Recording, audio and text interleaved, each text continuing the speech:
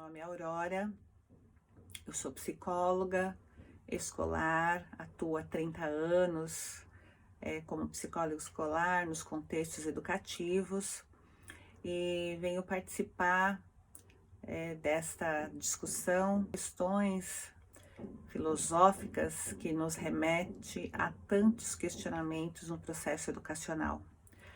A filosofia, ela é a nossa grande parceira, a nossa grande aliada para argumentos, questionamentos, o pensar, os processos cognitivos, a gênese de muitas questões.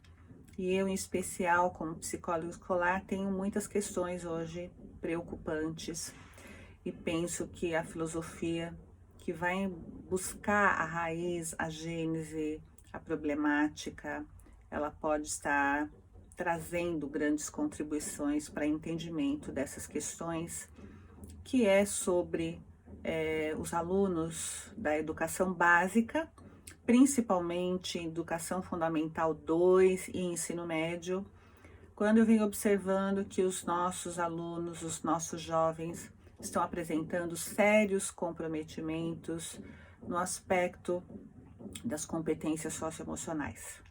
Isso vem me preocupando muito e a gente vai estar discutindo um pouquinho sobre isso. Eu penso que a filosofia, mais do que em qualquer outra época, é nesta época que a filosofia precisa urgentemente repensar, nos processos educativos, o que é que está acontecendo com as nossas crianças e com os nossos jovens. A filosofia, ela constrói o processo no mundo de toda a evolução, de toda a transformação, e penso que a gente, mais do que qualquer outra época, estamos numa época que nós necessitamos de uma compreensão de toda essa complexidade. Eu venho observando nos atendimentos individuais com crianças e principalmente adolescentes, nas atividades interativas, coletivas, em sala de aula, como rodas de conversa, oficinas psicoeducativas, onde a gente faz o debate, a arguição, reflexão de temas importantes da educação. Eu venho observando uma ausência de comunicação, um isolamento, uma apatia social muito grande.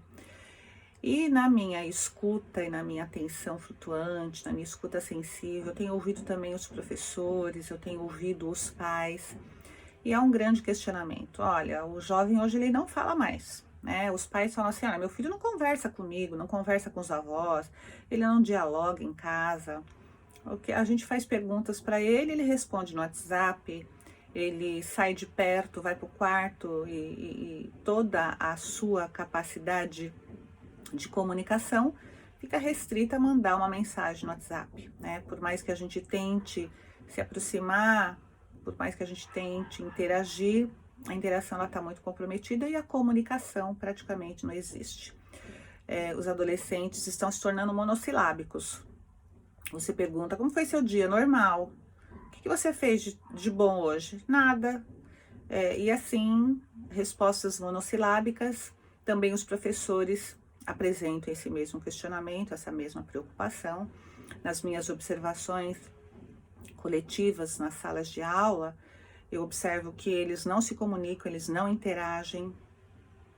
Então a filosofia que vai lá buscar a gênese, a compreensão, o processo desse movimento social, filosófico, político, emocional, mais do que em qualquer outra época, é necessário que essas questões sejam repensadas. O que está acontecendo com o nosso jovem, Eu vou parafrasear aqui um filósofo que é muito caro para mim na educação, Nathan Lippmann, que na década de 60 fez um projeto maravilhoso que ele conseguiu aplicar em escolas públicas chamada Filosofia para o Pensar, Ele introduziu nesse projeto piloto uma discussão filosófica, desde crianças até o ensino médio, com histórias filosóficas onde a criança refletia, pensava, argumentava, analisava, criticava, né? E como isso é importante para acelerar, para estimular, para desempenhar o processo não só do pensamento cognitivo, mas da comunicação, que hoje é a minha grande preocupação. As crianças hoje não se comunicam porque pouco pensam, né? A tecnologia, ela se resume a teclar e não a pensar, né? Não há necessidade de pensamento abstrato, pensamento hipotético, dedutivo, pensamento analítico, para que você interaja, por exemplo, nos jogos, no WhatsApp, nas redes sociais, de uma forma geral. Então, Matan Lipman apresenta essa proposta maravilhosa, com resultados fantásticos, né? E que muitas pessoas desconhecem essa proposta pedagógica, mas eu que acompanhei muito perto esse trabalho, eu sei quanto ele é valioso e o quanto os resultados são extremamente satisfatórios na questão do pensar, na questão da discussão, na questão do pensamento crítico, do pensamento lógico, né? Quem dera que essa proposta da filosofia para o pensar se instituísse nas escolas de uma forma geral, independente de escola pública e escola privada, né? E também veio trazer aí uma outra questão que surgiu fruto de uma pesquisa muito recente, que se chama Os Cretinos Digitais, né? É um livro apresentado, A Fábrica de Cretinos Digitais, né? É um livro elaborado, uma pesquisa que foi elaborada por Michael Desmurky, e ele traz aí como uma grande preocupação uma situação atual, né? Que eu acho que precisamos repensar, precisamos contribuir com essa pesquisa, e a filosofia, mais do que qualquer outra ciência, precisa, né, estar aí viabilizando essas pesquisas, onde se evidencia que pela primeira vez no contexto social, filosófico, a gente vê que temos uma juventude que apresenta um QI abaixo do QI, né, dos pais. Normalmente, o processo filosófico, histórico, psicológico, social, ele vinha apresentando que sempre as crianças, os pais, né, eles conseguiam dar estímulos e esses estímulos, eles superavam, né, a capacidade cognitiva dos pais. E essa pesquisa, né, que constitui nesse livro, que está sendo bastante sinalizado aí, no meio acadêmico, A Fábrica dos Cretinos Digitais, ele aponta aí essa preocupação que pela primeira vez, né, o Michael Desmurgy é um neurocientista, e ele traz então essa questão de que esses dispositivos tecnológicos, né, afetam seriamente o desenvolvimento de crianças e jovens. E eu penso que uma dessas questões é, sem dúvida nenhuma, a questão da comunicação, das habilidades socioemocionais, das competências socioemocionais. Então, essa é uma preocupação que nós, pesquisadores, precisamos, juntos, em parceria, estar analisando, né? Estar refletindo o que está acontecendo no processo de desenvolvimento, que está comprometendo as questões das competências socioemocionais. A Unesco, ela traz aí a importância dos 4 pilares, e entre eles estão o aprender a ser, o aprender a conviver. E as nossas crianças e os nossos jovens não sabem mais conviver, né?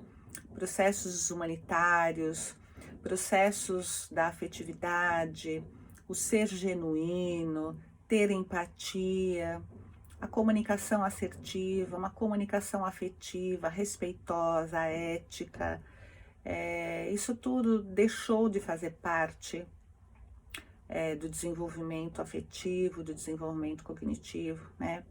E eu, enquanto psicóloga, fico extremamente preocupada com essas questões, né? Pais e professores me perguntam, então, o que fazer? O que fazer? Os pais, por um lado, sinalizam que trabalham o tempo todo, não tem tempo mais de estar presente com seus filhos, de fazer coisas juntos, de fazer um monitoramento, de oferecer condições de convivência mais sólida. E a escola, por outro lado, sinaliza que não consegue ter, né, principalmente agora na pandemia, ações de interação, ações sólidas, atividades sólidas de competências socioemocionais, porque não tem a parceria da família.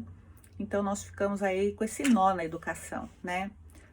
Parceria família e escola vem se apresentando cada vez mais como uma demanda extremamente relevante. A gente não consegue fazer a parceria da família com a escola, né? Eu, como psicóloga da educação, tento de todas as formas trabalhar essa questão da parceria família-escola, e cada vez mais a dificuldade de a gente encontrar um eixo de pertinência para que isso ocorra.